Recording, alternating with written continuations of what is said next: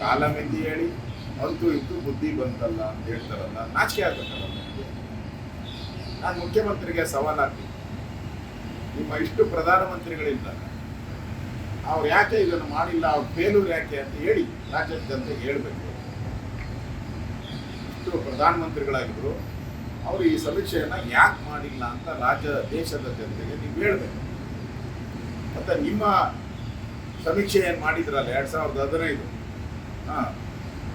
ಕುಟ್ಕೊಂಡು ಬಂತಲ್ಲ, ಸೈನ್ ಇಲ್ದಿರ, ಆ ವರದಿಗೆ ಸೈನೇ ಇಲ್ಲ, ವರದಿ ಒರಿಜಿನಲ್ ಪ್ರತಿ ಕಾಣೆಯಾಗಿದೆ. ಈ ಥರ ಸಮೀಕ್ಷೆ ಆಗಬೇಕಾ?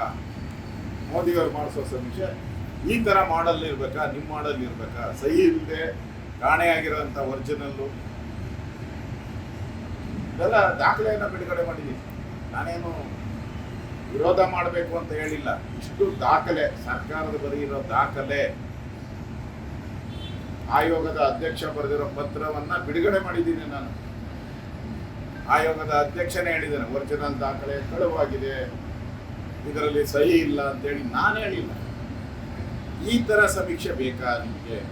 ನೀವು ಹೇಳಿದಾರಲ್ಲ, ಅಡ್ವೈಸ್ ಮಾಡಿದಲ್ಲ, ಈ ಥರ ಸಮೀಕ್ಷೆ ಬೇಕು ಅಂತ. ಈ ಥರದ ಸಮೀಕ್ಷೆ ಬೇಕಾ? ಒಟ್ಟಾರೆ ಕಾಂಗ್ರೆಸ್ ಒಬ್ಬೂರ್ತರ ಅವ್ರು ಮಾಡೋಕ್ಕೆ ಯೋಗ್ಯತೆ ಇರಲಿಲ್ಲ.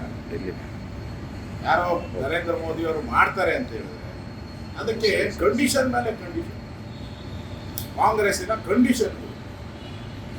ನಾಚಿಕೆ ಆಗ್ಬೇಕಲ್ಲ. ನೀವು ದೇಶದ ಜನತೆಗೆ, ರಾಜ್ಯದ ಜನತೆಗೆ ಹೇಳಿ, ನಾವು ಯಾಕೆ ಮಾಡೋಕ್ಕಾಗಿಲ್ಲ, ನರೇಂದ್ರ ಮೋದಿ ಯಾಕೆ ಮಾಡಿದ್ದಾರೆ, ದೇಶದ ಜನತೆಗೆ ಹೇಳ್ಬೇಕು.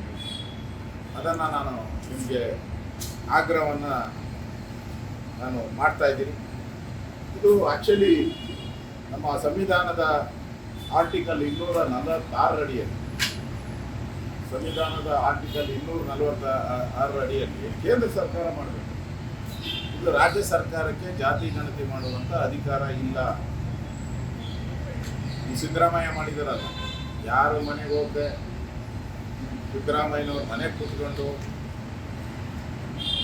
ಜಾತಿ ಗಣತಿ ಮಾಡಿದ್ದೀನಿ ಅಂತ ಹೇಳಿದಾರಲ್ಲ, ಅದು ಮಾಡೋಕ್ಕೆ ಅಧಿಕಾರನೇ ಇಲ್ಲ. ಅವರು ಜಾತಿ ಗಣತಿ ಮಾಡುವಂಥ ಅಧಿಕಾರ ಕೇಂದ್ರ ಸರ್ಕಾರಕ್ಕೆ ಮಾತ್ರ ಇರುವಂಥದ್ದು. ಅದರಿಂದ ಈಗ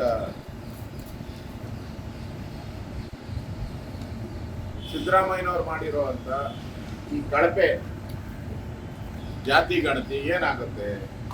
ಈಗ ಎಲ್ಲರೂ ಕೇಳೋ ಪ್ರಶ್ನೆ ಏನೋ ಬರ್ತದಲ್ಲ, ಈಗೂ ಉಂಟೆ ಅಂತೇಳಿ. ಅದು ಜನ ಕೇಳ್ತಾ ಇದ್ದಾರೆ. ಕರ್ನಾಟಕ 165 ಕೋಟಿ ಖರ್ಚು ಮಾಡಿದ್ರಲ್ಲ, ಇದ್ರ ಕತೆ ಏನು? ಇದಕ್ಕೆ 3 ನಯಾ ಪೈಸದ ಬೆಲೆ ಇದೆಯಾ? ಈಗಾಗಲೇ ರಾಜ್ಯದ ಎಲ್ಲ ಜಾತಿ ಸಮುದಾಯದವರು, ಹಿಂದುಳಿದವರು, ಒಕ್ಕಲಿಗರು, ಲಿಂಗಾಯತರು, ಬ್ರಾಹ್ಮಣರು, ಆಲ್ಮೋಸ್ಟ್ ಆಲ್ ಎಲ್ಲ ಸಮುದಾಯದವರು ಇದು ಬೋಗಸ್ಸು ಅಂತ ಹೇಳ್ತಾರೆ.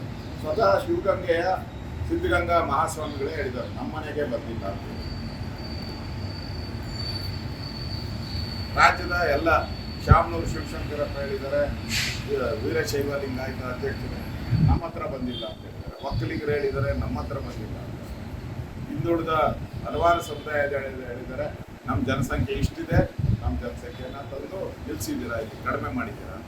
ಹಿಂದುಳಿದ ಸಮುದಾಯದ ಹೇಳಿದ್ದಾರೆ.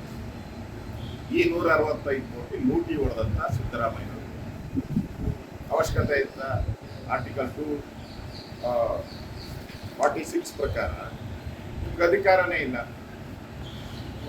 ನೀವು ಮಾಡಿರೋದೇ ಬೋಗಸ್ಸು.